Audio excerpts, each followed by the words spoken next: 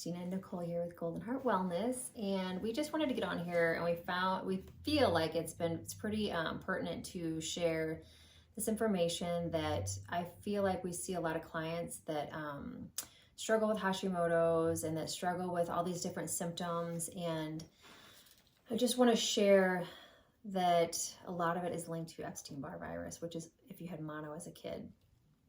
And a lot of times, sometimes you may even have it and not even know. Like I know that I don't remember having mono as a child, but I know that, I was also, nobody was there to care for me. So I just kind of was like, we're fine here.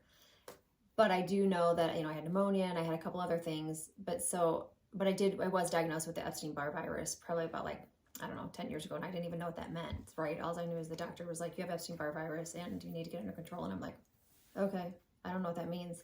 And, and here it is, 10, 12 years later, and I'm finally going, oh my gosh. And what it really hit me was I was reading, I know there's contradictory on Medical Medium, but I was reading his book, and I think there's, room for everybody. But what I did learn is that the Epstein Barr virus affects Hashimoto's, because I was diagnosed with Hashimoto's. It affects, rheumatoid arthritis. It affects so many different things, chronic conditions, that Lyme disease, lupus, like all of it. But it goes back to the Epstein Barr virus. And that's why we want to touch on that, because we feel like it simplified, I felt like, oh my gosh, it simplified my life, because I wasn't going, okay, what is Hashimoto's? What do we need to do for this? Okay, how can we do this? And Nicole also had just an aha moment. So that's why we really felt compelled to get on here and just kind of try and educate as much as we could. Yeah, so like she said, Epstein Barr virus, a lot of the time it's called EBV. And so it is a virus that you get as a teenager or an adult, and it can cause mono. Most of the time it does cause mono. But the thing with it is it sits dormant in your body forever. There's not a way to actually get rid of this completely. And over 90% of people have this. It's super duper common.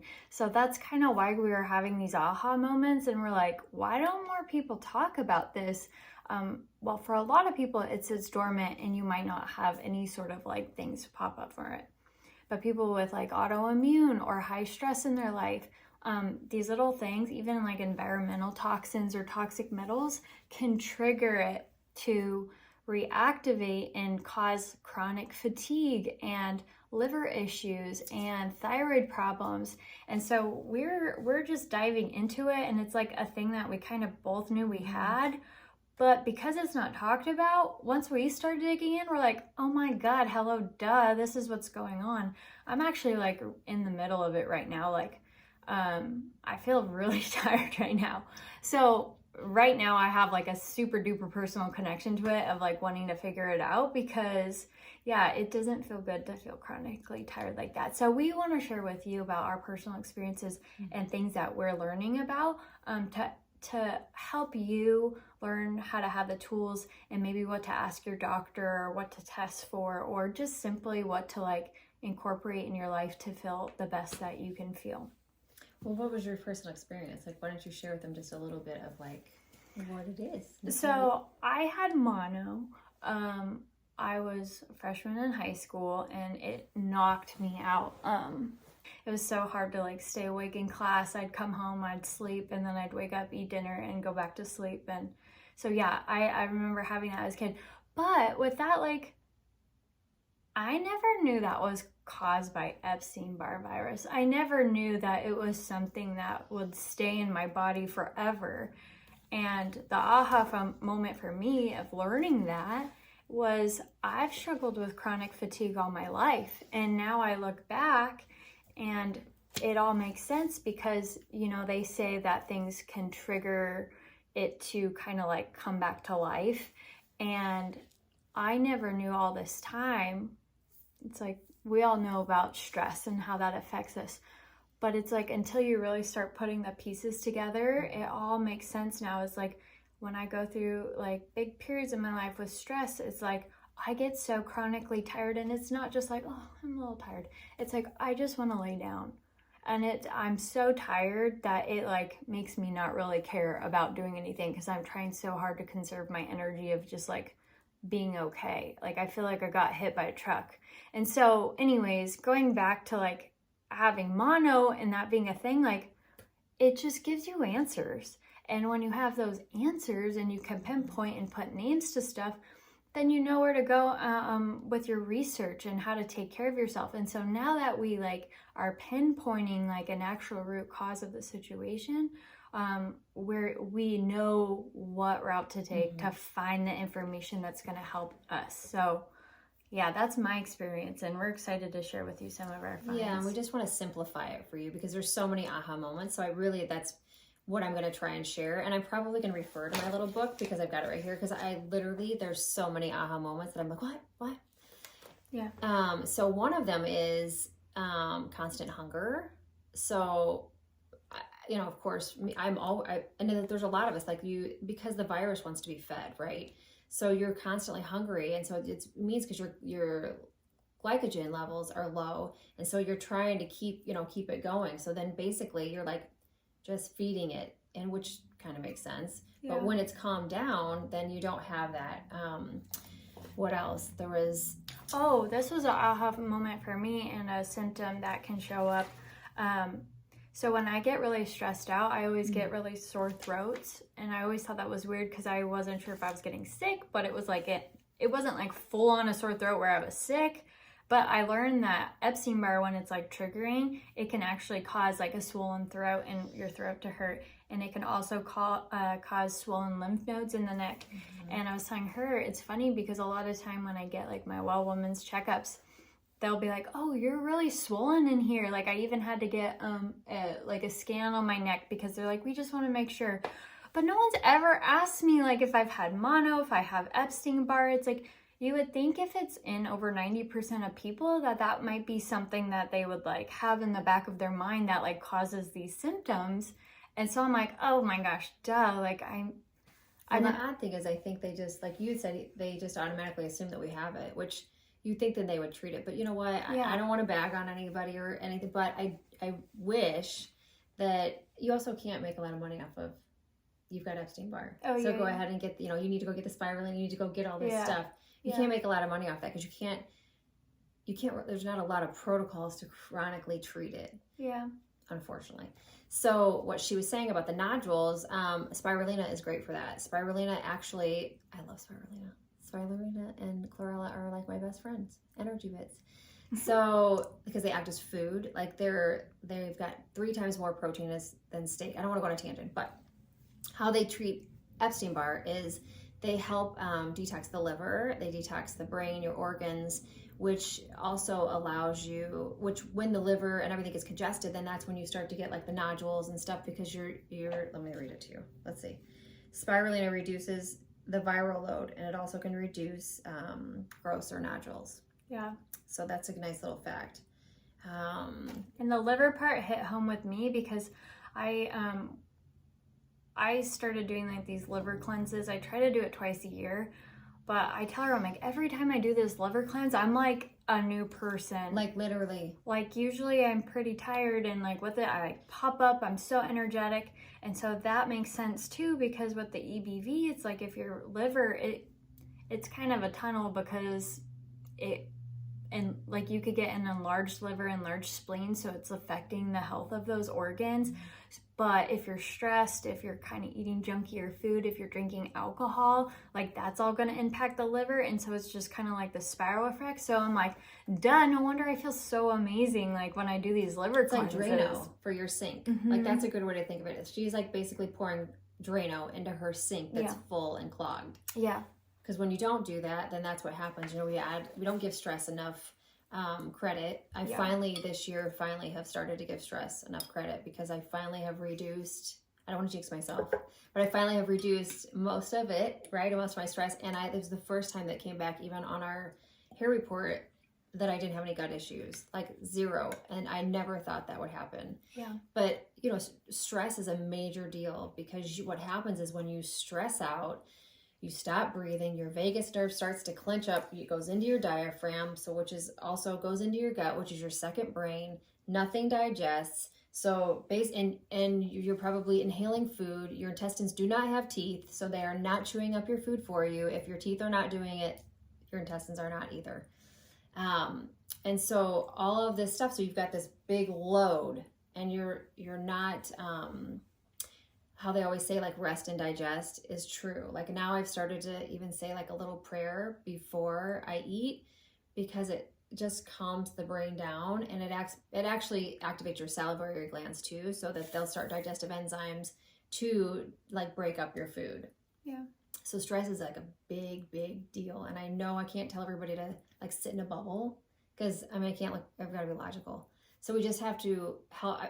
Our goal is to help you reduce the toxin load, so that whatever it comes to you, you have the toxin load is reduced. Yeah. And in a natural way, and like, in a way that you don't, that's what we do. We love it. We geek out on this stuff. So we're here because we want to help you reduce the toxin load on everything. Yeah. And when you recognize it, it's like, just like I said, like you could put a name to it.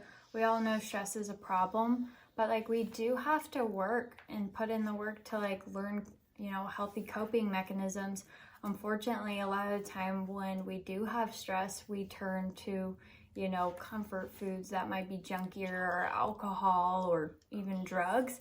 And so if we can learn healthy coping mechanisms, because not only is it just like actual like emotional stress out there that can like trigger these things, you also put stress on your body when you have those environmental toxins or toxic metals.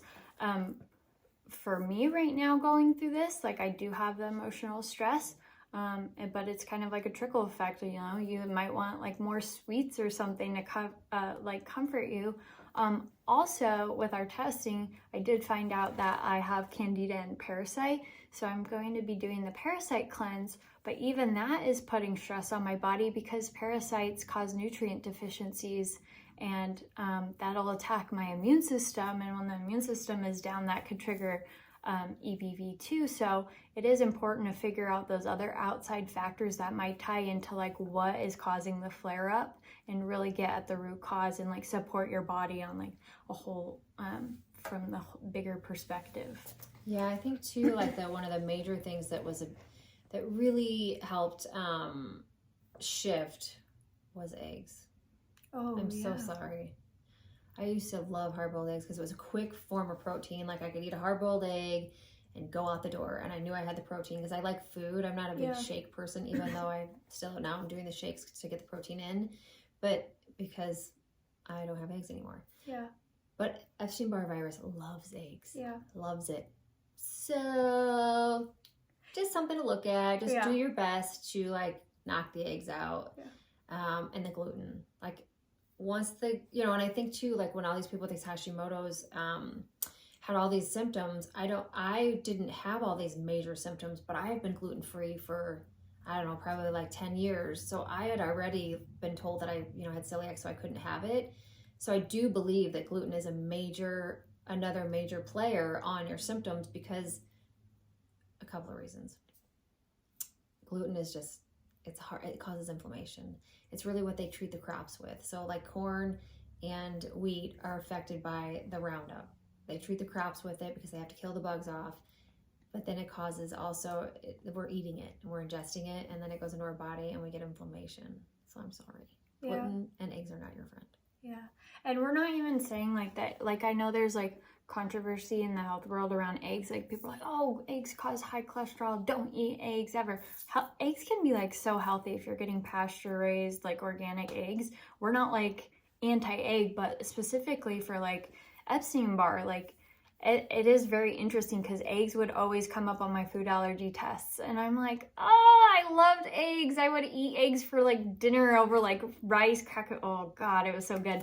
Anyways, but eggs kept coming up for me, and then I learned about the whole like Epstein Barr thing and how it can actually trigger. And then I started going back, and this is really interesting. Is like I look back, and actually it's chicken for me too, but chicken and eggs.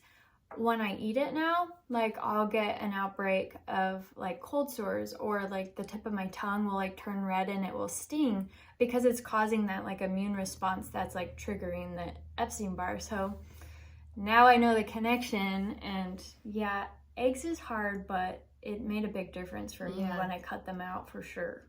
Yeah, and it's true. Like, it's the pet, you know, we're not saying that eggs are not, like, are bad for everyone, because they're not. They just, the Epstein Barr virus just does not.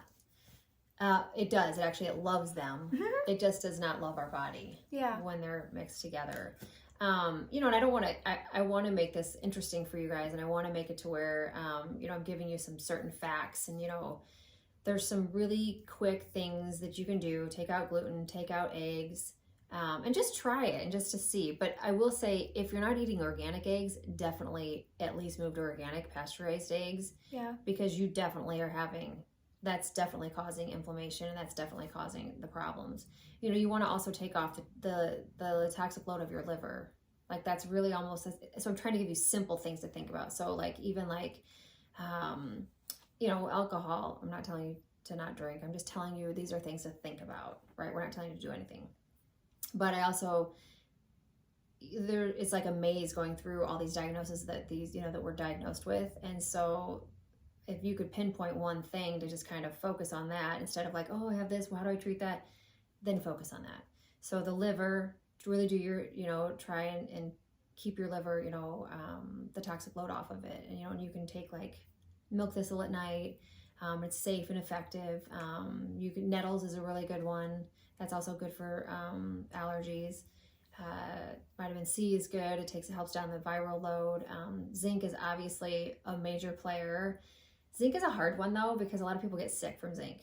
So make sure you eat food. Make sure you eat food. And if it doesn't resonate with you, like we have one that really is really good by biotics, that's Zenzyme, and it seems to be the like overall one that helps everybody. Yeah. Because it's hard, because you'll tell people that, you know, okay, we'll add zinc to it or your diet, and then they get a zinc and it just makes you nauseous. But you also have to eat. Yeah. Vitamin D, which is also fat soluble, so you need to eat food with that, and make sure that you're taking vitamin D 4 hours after you've taken your thyroid medicine. Because if you've got Hashimoto's, you're definitely taking thyroid medicine, I'm sure of it. So make sure that it's 4 hours after, so that they don't act with each other. Selenium is great. Magnesium is great. What else? There's so many. Chromium. L-tyrosine is great. Lysine. Lysine. It's an amino acid. Go ahead. Yeah, so we were listening to this doctor, and she was talking about the EBV protocol. And so a list of vitamins, basically what she emphasized is, for one, because it's being triggered by like a hindered immune system, which typically stress hinders our immune system. She said it's really important to stabilize that. And so her go-to vitamins were selenium, NAC, lysine, licorice, vitamin C, zinc, vitamin E, and vitamin D. And then the one thing that I really liked that she pinpointed was, yes, have your immune system stabilized, but also pay attention to your emotional state, whether you're having anxiety, stress, depression, like how is your mental state? Also pay attention to your environment. Are you having like a big environmental toxin load? Because that's going to affect your immune system. And then it goes out without saying, what's your nutrition intake like? Are you eating a lot of fast food? Are you eating a lot of processed foods? How much fruits and vegetables are you getting daily? Are you drinking a lot of liquid sugar, high sugar coffees and soda? So really paying attention to that. That was kind of her go-to protocol to tackle like taking care of your body. And it's very interesting because lately, like, we always send each other podcasts, and I swear everything I've been listening to, whether it's about Lyme disease, parasites, are tied to our emotional state. And it's interesting because in this podcast we were listening to, said that a lot of people who are affected are actually people like in our position, like caregivers and caretakers and nurturers. Empaths. Because a lot of the time, like, we do have a heart for this stuff, but we also have a hard time setting boundaries and like protecting our energy, and we're giving ourselves all the time. And that could turn into and look like people pleasing. And so even though it's like our heart is in it and we it's like we want to be doing these things where we might not be giving ourselves the time to take care of ourselves. And so I like that she talks about that because it really does make a difference. I've heard a lot of people, like about this Lyme one I was listening to, about how when this girl started really learning how to set boundaries for herself and speak up for herself and voice her needs, like all of her Lyme symptoms went away because like she was in return like reducing her stress because she was taking care of herself too. So yeah, that's another thing. Like, it's really, you have to check in with your emotional self, and it's really you could use it as, honestly, like you use it as a learning tool, right? Like, I always feel like I had a girlfriend that would always tell me, don't make God throw you a brick, just listen. And so I always think about that. I'm like, okay, he's like throwing a stone at me, I don't want the brick. And so I really have always kind of, I've kind of paid attention to that, because when I get sick, or if there's something that is, now at least, of course, 10 years ago, I would have told you, I don't have time for this stuff. I don't have time for this shit to be sick. And so, it just keeps getting worse. So then he threw me a brick, right? So I do believe that, this is just, use this as like a learning experience, because this is like a marathon, man. We're not, there's no sprints, there's no quick fixes. And at the end of the day, there is no quick fixes. Like, anything, you have to put in the work, and you have to nurture yourself, and you have to think about, like, we have to stop. Like, we say we don't have time for stuff. I was one of those people, trust me. I don't have time. Okay, well, what do I have time for? Like, I'm the vessel. Like, why am I not taking time for the vessel, right? Like, why are you not taking time for the vessel? Because if you don't put your oxygen mask on first, you can't save others. So you really have to think about, what makes you better first, and what's going to nurture you. And a lot of times those things are, I don't know what I want. Like, I remember, I think I've said this before on a couple of interviews, when I had a clairvoyant say to me, and this was a brick. This was the brick that God threw. But God said, but she said, you need to learn to love yourself.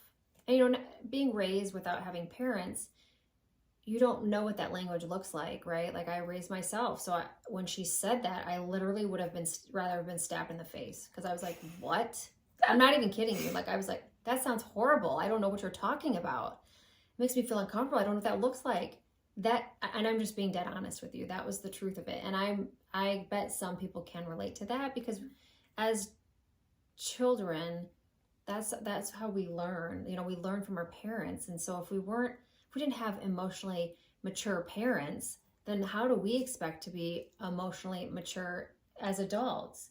And just because we're adults doesn't mean that we should know everything, because that's not true either. I've been in therapy for 20 years, so I've got plenty of training on it. And you just keep growing, because I feel like, that's the key, is the self-love, saying the nice things like, I am safe. First thing in the morning, I am safe. I am healthy. Like, just keep speaking it into existence, and your brain doesn't know the difference. It literally will act as if it were happening. I know that's true because it's science-based.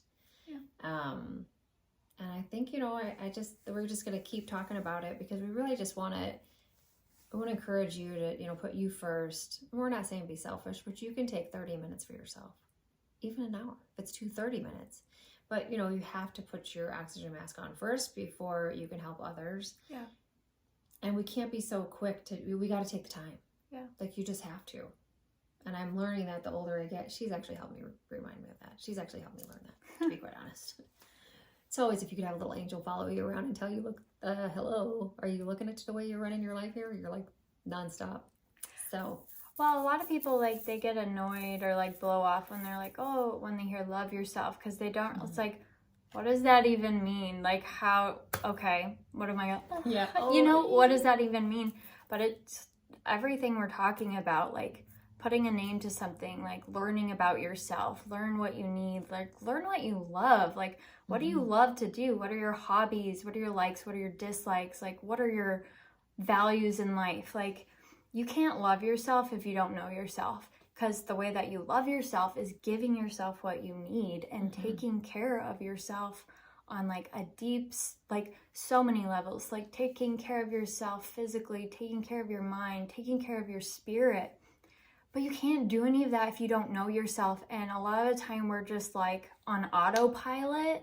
Like she said, it's like you have to know what to ask for, or even to ask yourself, like, what is it that I need? Like, you can't get to the point of loving yourself if you don't know what to give yourself. So that's the first step. And I heard this thing, we've been listening to a lot of podcasts lately, but I really liked how they explained it is like, there's all these animals in the world, all these mammals, and we are the only ones that are operating on always going. It's like we pride on ourselves on always going, never stopping. But if you look at bears, they hibernate for like however long, or even lions, like they'll go and they'll attack and find their prey and get their dinner. And then what else do? They lay around all day.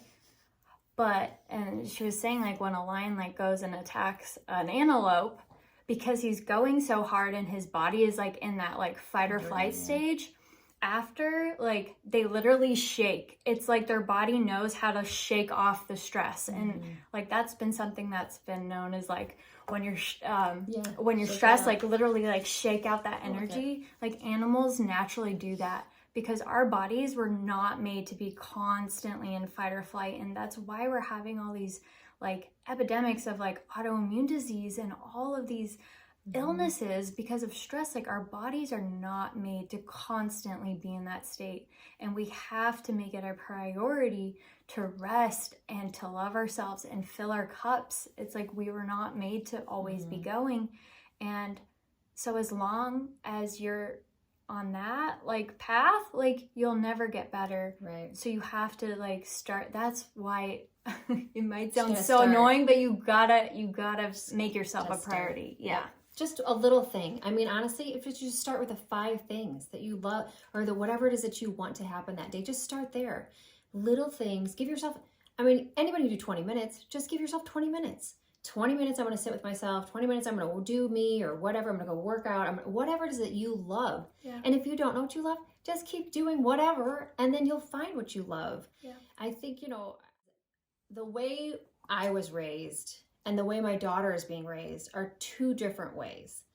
Meaning, you had to have patience. I mean, I grew up in Indiana, like we had the 4 seasons. Like if you get snowed in, you're snowed in, man. You're not going anywhere. Like snow up to the windows. Yeah. You're stuck in the house and you figure out something to do, or you go outside with no shoes on and you play until the lights come on. Or you run over to your neighbor's house to see if they can come out and play. And if they can't, you're like, okay. But now, and you're grounding, like we were outside all the time. Yeah. We didn't have all of the mass amounts of junk that now they're feeding us and is on all the shelves, which is literally, they make these labels up so that we are addicted, and the stuff that they put in the junk food. Just FYI, I'm sure you all know that, but I'm just going to share that again. A lot of people don't know. Yeah, well, now you know. Okay. But, I mean, I'm just saying there's such a different way of life. Like, if you don't know, I mean, if I didn't know something, I don't even know, Cole. I don't know, did you have encyclopedias? Yeah. Okay. So, well, I mean, one of my clients asked me, I told her I got a SWAT, and you know what she said? She goes, you were alive back then when they were giving SWATs? I'm like, yes. And I took them for Jesus, because I put crosses all over them. Yeah, he told it.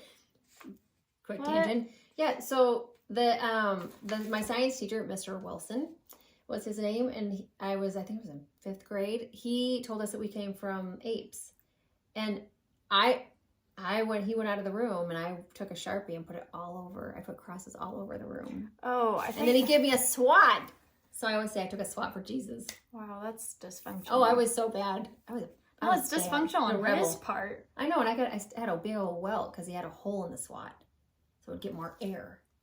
Yeah, so anyways, but the point is that we're not living more naturally. We're stuck to these phones, information overload. These kids have information overload. There's a high risk of anxiety and stress, which causes the EBV to start, which causes our kids to get stressed or to be dehydrated. They're in fight or flight all the time.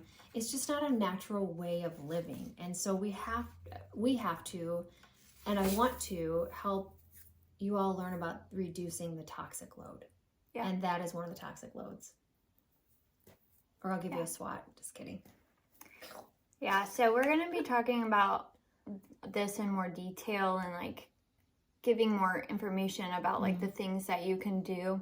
That EBV protocol that we mentioned is a good starter point. So just to sum that up, that's taking selenium, NAC, lysine, licorice, vitamin C, zinc, E, and D, and then paying attention to environmental toxins, emotional health, and nutrition.